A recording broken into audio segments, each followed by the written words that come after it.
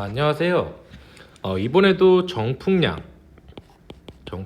단일 덕트에서 공조 방식인데, 우리가 정풍량 단일 덕트 공조 방식의 제일 기본을 그냥 정풍량 방식이라고 해서 정풍량이죠. CAV라고 했어요. 컨스턴트 에어 볼륨인데, 우리가 1번 영상을 보고 오셨다면 여기서 발생하는 문제점에 대해서 숙제를 몇 가지 하셨을 거예요. 근데 이제 가장 대표적인 기본적인 문제점이 하나가 뭐냐면, 하나의 실만 일단 그려보겠습니다.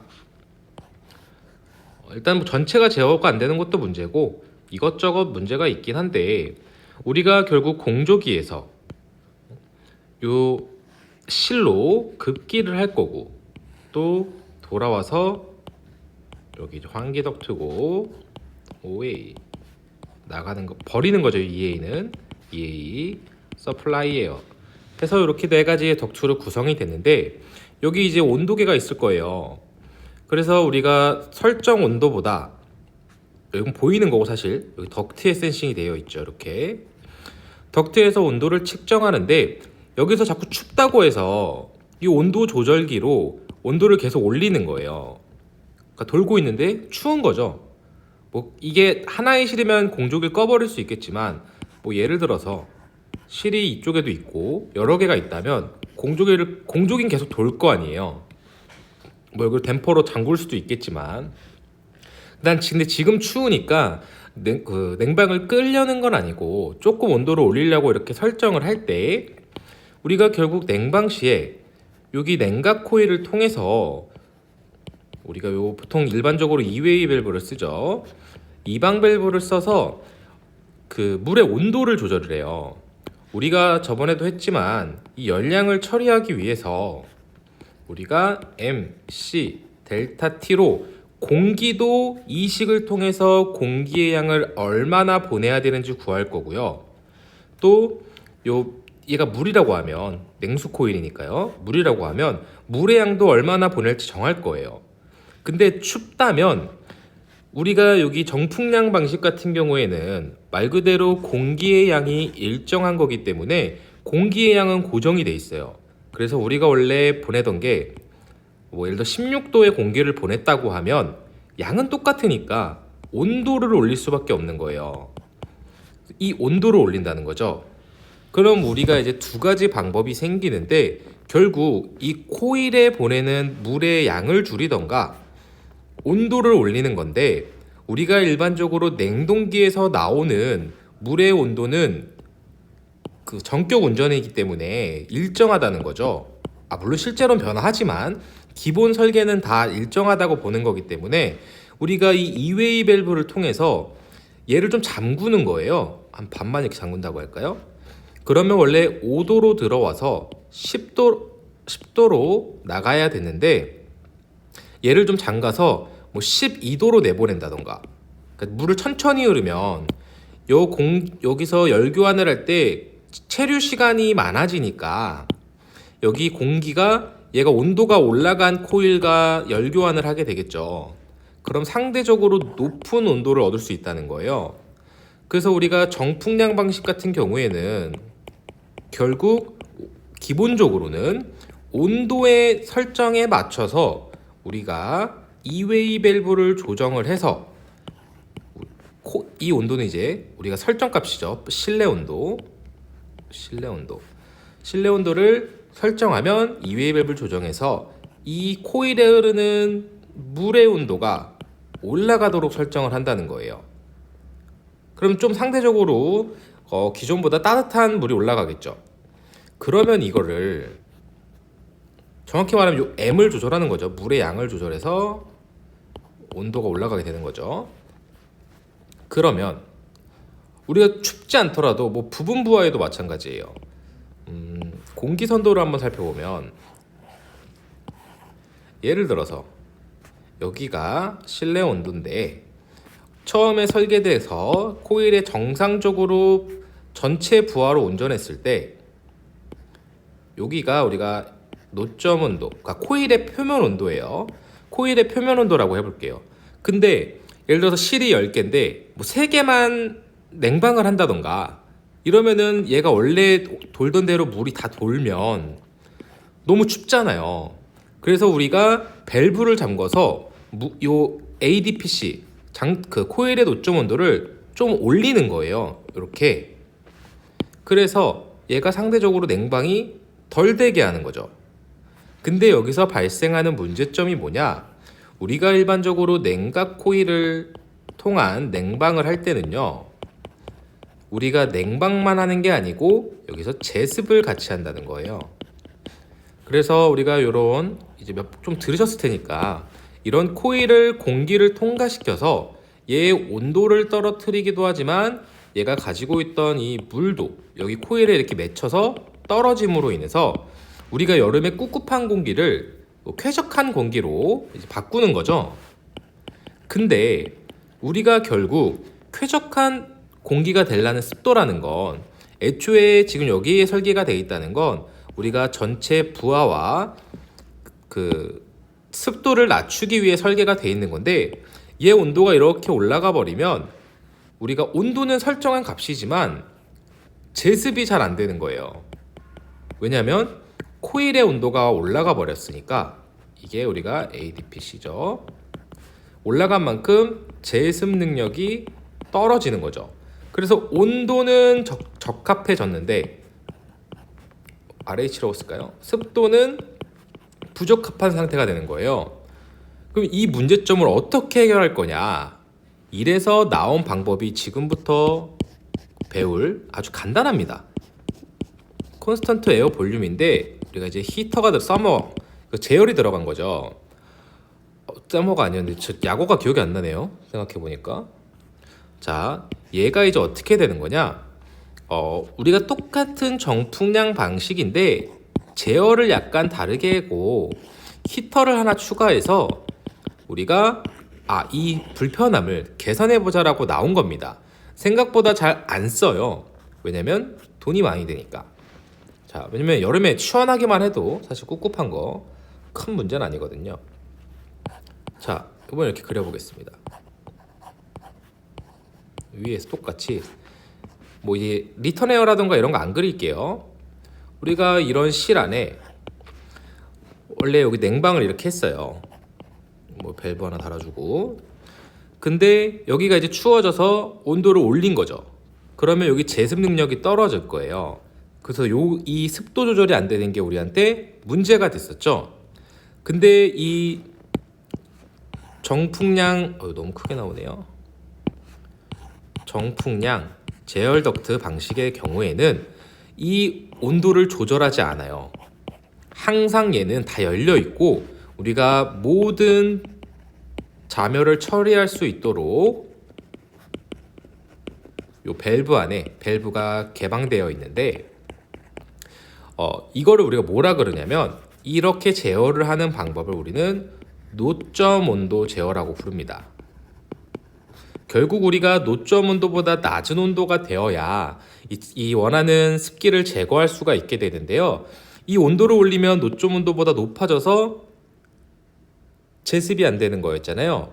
근데 원래 우리가 얘를 계속 고정해서 계속 5도에서 10도로 해서 16도로 계속 나간다면 얘의 공기의 량은 일정하니까 추워질 거 아니에요.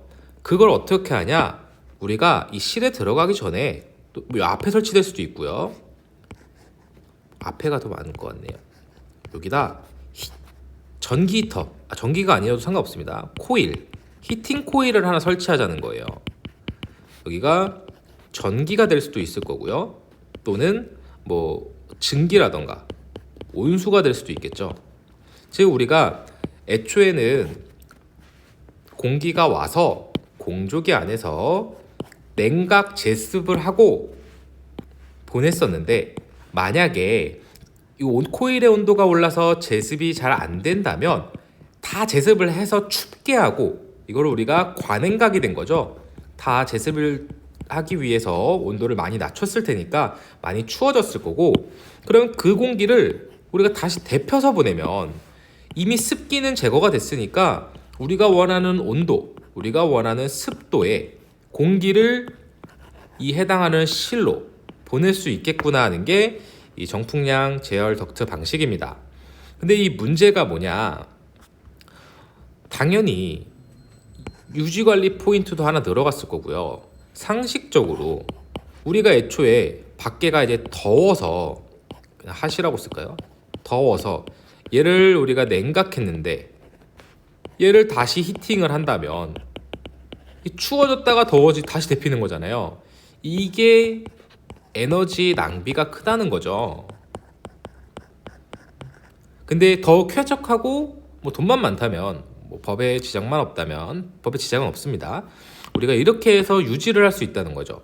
내가 원하는 실에 내가 원하는 온도를 할 수 있고, 얘는 보통 이렇게 하나로 공통적으로 하지만 뭐돈 많게 설계한다면 각 실마다 앞에다 히팅을 넣어서 내가 원하는 실마다 온도를 조정할 수도 있겠죠.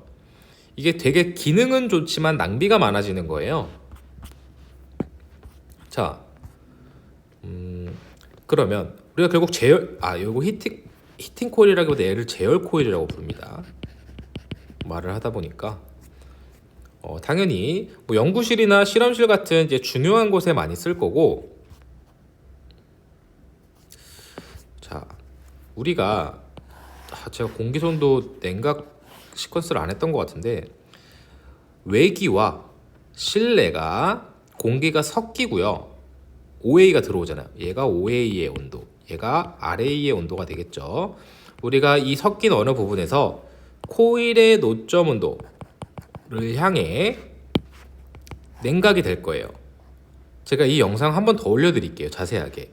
그러면 정풍량 방식에서, 이게 일반 정풍량 방식입니다. CAV. 냉각이 되고, 우리가 이 냉각이 된 공기를 다시 실내로 이렇게 공급하는 게 이 냉각의 사이클이에요. 한번 완전 자세히 한번 해보겠습니다. 이렇게 해드리면 또 헷갈리실 것 같아서, 우리가 공조기가 있고요.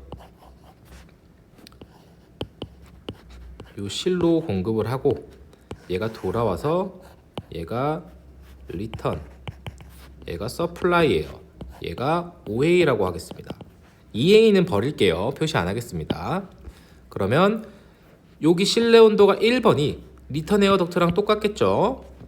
그리고 외부에서 들어오는 게 2번, 그리고 돌아온 애와 더운 공기가 합쳐진 게 3번, 그리고 냉각 코일을 지나면 서플라이 에어가 4번이 되겠습니다. 여기라고 해도 상관이 없겠죠.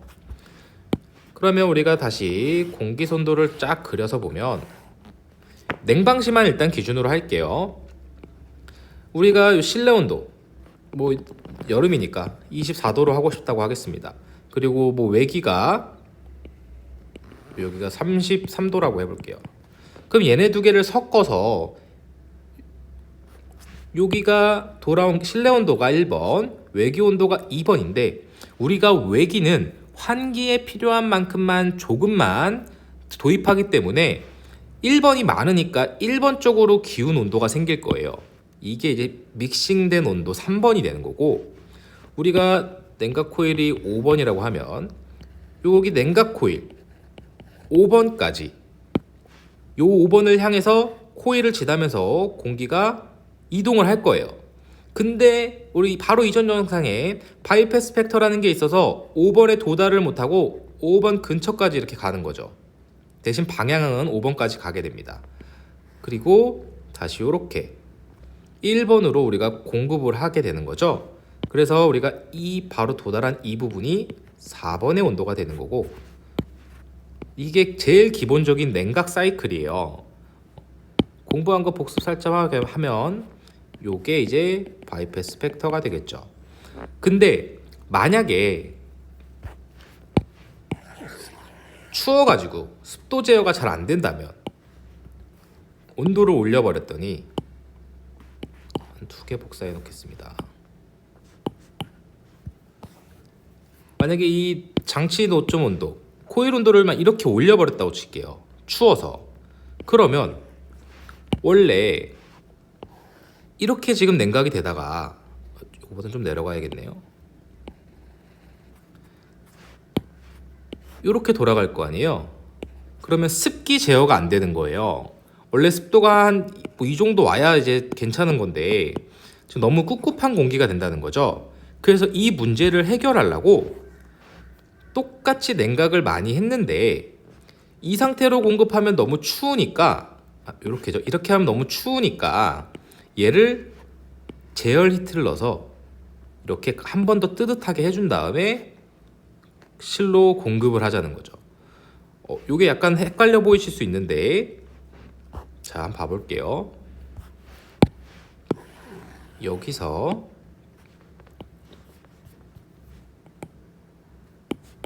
이렇게 두고 4번, 제가 5번 히트를 넣어서 4번이 지금 왼쪽에 요 4번이랑 똑같은 거니까 여기다가 제열 코일을 넣어서 여기를 6번이라고 해보겠습니다. 그러면 이 부분이 6번이 되는 거예요. 자, 다시 한번 봐보겠습니다. 우리가 공기 선도가 이래서 중요한 게 되는 겁니다. 실내 온도와 외기 온도가 합쳐져서 믹싱을 해서 여기서 3번의 온도가 구성이 되고 얘가 장치 노점 온도를 향해 달려가다가 전체까지 도달은 못하고 이 중간에서 멈춘 다음에 이 상태로 공급되는 이 비율이 우리가 말하는 현열비가 되는 거죠. 실내에서 제거해줘야 되는 현열비이기 때문에 우리가 얘를 공급해줘야 되는 각도가 이 현열비가 되는 거예요.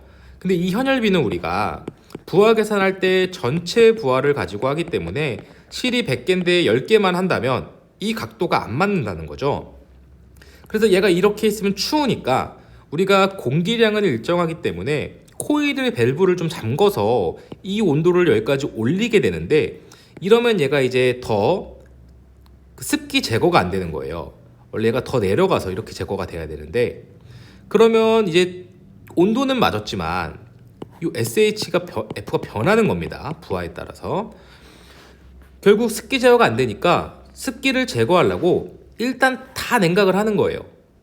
그 다음에 이 상태로 이제 습기는 맞았지만 온도가 과냉각이 됐으니까 엄청 춥게 통과시킨 거죠. 다 습기 제거를 위해서 여기서 다시 데펴서 보내자. 그래서 이만큼 데핀 요만큼을 우리가 제열 코일의 용량이 되는 거고 이만큼이 냉각 코일의 용량이 되는 거죠. 거꾸로 말하자면 우리가 여기서부터 이만큼 냉각한 거와 여기서부터 이만큼 가열한 거는 온도적으로 봤을 땐 쌤쌤인 거니까 이만큼 낭비를 하게 된 거죠. 그래서 우리 데핀 다음에 좀 따뜻해진 온도를 이렇게 공급함으로 인해서 괜찮아지는 거죠. 쾌적해지는 거죠. 자, 예를 들어서 여기가 24도라고 하면 여기 공급되는 온도가 14도라고 봐볼게요. 그러면 제습이 많이 됐을 텐데 여기 온도는 7도인 거예요. 근데 이렇게 되면 17도까지만 떨어뜨려선 제습이 잘 안 되는 거죠. 우리가 요 물병을 얼음을 넣어서요 여름에 내놓으면 굉장히 금방 물이 많이 맺힐 거예요. 하지만 10도에 물을 내놓는다면 여름에 그래도 물은 맺힙니다. 근데 이 얼음이랑 비교했을 때 훨씬 조금밖에 안 맺히겠죠. 얘는 막 거의 물바다가 될 거고 이런 식으로 우리가 온도에 비례해서 제습이 되는데 얘는 지금 제습이 안 되니까 여기까지 일단 낮춰서 다시 아까처럼 14도였나요? 14도까지 낮춰서 제습을 한 다음에 이 공기를 한 17도까지 올린 다음에 공급을 하면 우리가 춥지 않고 습기도 제어된 쾌적한 공조를 할 수 있는 것입니다. 자, 다시 한번 이제 정리를 한번 해보겠습니다. 정풍량 단일 벅트 공조 방식은 제일 기본이 우리가 말하는 CAV 방식인데 얘가 이제 부분 부하일 때 그러니까 즉 10개 실에 이걸 전체를 쓰면 전부하라 그러는 거고 부분적으로만 사용하고 있을 때는 너무 추워지기 때문에 그거에 대한 대책으로 우리가 제열 코일을 설치하게 되는데 이게 우리가 CAV-TR 정풍량 공조 제열 방식이라고 하고 있습니다. 일반적으로 우리가 CAV 방식에서는 요 냉각 코일에 설치된 밸브 3회일 수도 있습니다. 이웨이 밸브를 통해서 얘를 좀 잠금으로 인해서 이 코일 내의 온도를 올려서 공기를 온도를 높여서 공급하게 되는데, 얘는 정풍량 방식이기 때문에 풍량은 항상 일정하니까 이 코일의 온도를 조정하게 되는 것입니다. 근데 코일의 온도는 냉동기에서 그냥 공급하고 환수하는 거기 때문에 냉동기의 공급 온도를 바꾸는 건 가능은 하지만 쉽지 않아서 일반적으로 물의 양을 조절해서 우리가 열량을 제어하고 있는 것이죠. 그래서 정풍량 제어 방식을 약간 간단하게 정리를 해보면, 실내 온도를 따라서 설정을 하게 되면 2A 밸브를 잠그고, 그럼 그 안에 흐르는 물의 유량이 줄어들고, 그럼 그 물의 온도가 올라서 공기의 온도를 올려서 우리가 냉방을 하는 것입니다. 그러면 우리가 일반적으로 이 장치 노점 온도, 코일 노점 온도에 따라서 공기가 상태가 이동하게 되는데, 물의 온도가 높아져서 코일 노점 온도가 올라가게 되면 원래 제습을 이만큼 해야 되는데 요만큼밖에 제습을 못하는 제습에서 문제점이 발생을 한다는 거죠. 왜냐하면 일반적으로 냉각 코일 같은 경우에는 최소한 국내는 항상 냉방과 제습을 같이 해야 되는 계절로 구성이 되어 있기 때문입니다. 그러면 CAVTR은 이걸 어떻게 해결했냐? 제열 덕트 방식에서는 밸브를 건들지 않고, 아예 안 건드는 건 아닙니다. 사실 우리가 얘 온도를 우리가 노점 온도 세팅을 해서 제가 나중에 자동 제어할 때 할 거지만, 습도와 휴머니티와 템퍼러처를 같이 해서 이 둘 중에 하나라도 미달되는 게 있으면 보수적으로 강한애로 우리가 설정을 하면 되는데, 이건 지금 하면 너무 길어져서, 그럼 우리가 이제 공조기에서 나가는 온도를 처음부터 계속 최대한 낮춘 다음에, 그럼 우리가 이대로 공기가 공급이 된다면 추우니까 이걸 우리가 과냉각된 공기라고 하는데, 공기를 과냉각한 다음에 얘를 다시, 과냉각을 한 이유는 제습을 하기 위해서였고요. 그러면 제습을 다 하고 얘 이제 과냉각 됐으니까 얘를 다시 제열 코일을 통과시킴으로써 인해서 우리가 실내에서 원하는 온도를 맞춰서 공급할 수 있도록 설정하는 것입니다. 그래서 모든 자멸 처리를 밸브를 다 개방하고 있기 때문에 처리를 할 수 있는 거고, 노점 온도 이상이 되지 않도록 우리가 이것을 노점 온도 제어를 한다고 말합니다. 그래서 간단하게 전개도를 보면, 공기가 돌아와서 제습도는 온도가 모두 만족할 수 있도록, 온도는 만족했지만 제습이 만족이 안 됐다면 제습을 더해서 제습을 만족시키면 과냉각이 되었을 거니까 이걸 다시 데펴서 온도는 적정하고 습도도 적정한 상태로 우리가 실에 공급하게 되는 것입니다. 단 이 전개도대로 우리가 뜨거운 공기를 식혔다가 다시 데피는 거기 때문에 에너지 손실은 매우 큰 설비가 됩니다. 그래서 우리가 이걸 공기선도에서 간단하게 비교를 해보면, 실내와 외기의 공기가 혼합된 이 혼합 공기의 온도에서 우리가 코일 노점 온도로 가다가 바이패스 팩터만큼의 미달분해서 우리가 다시 실내로 공급하게 되는데, 이때 요 4번의 위치에서 1번으로 공급하는 이 각도를 우리는 현열비 RHF라고 부르고 있습니다. 죄송합니다. SHF죠? 예. RSHF 때문에 제가 헷갈리게 말했네요. 근데 우리가 만약 부분부하 등으로 인해서 코일의 노점 온도를 올리게 되면 원래 습도가 더 제거가 돼야 되는데, 습도가 상대적으로 제거가 잘 되지 못해서 우리가 온도는 충족했지만 요 습도는 충족하지 못하는 상황이 발생하게 됩니다. 이때 우리가 여기 제열 코일을 하나 더 추가 설치함으로 인해서 공기는 습도를 원하는 값까지 제거할 수 있도록 노점 온도로 코일을 세팅해 놨기 때문에 제습을 만족할 수 있고, 갑자기 생각이 안 났네요. 이 부분에서 우리가 다시 제열, 제가 다시 한다는 뜻이잖아요. 다시 열을 가해서 온도를 높인 다음에 우리가 현재 실에서 요구하고 있는 현열비를 통해 그 각도로 공급하게 되는 것입니다. 제가 나중에 이 공기 손도는 각 설비별로도 다 할 거예요. 너무 지금 그냥 흘려는 좀 그렇고 그냥 가볍게 들어주셨으면 좋겠습니다. 오늘도 감사합니다.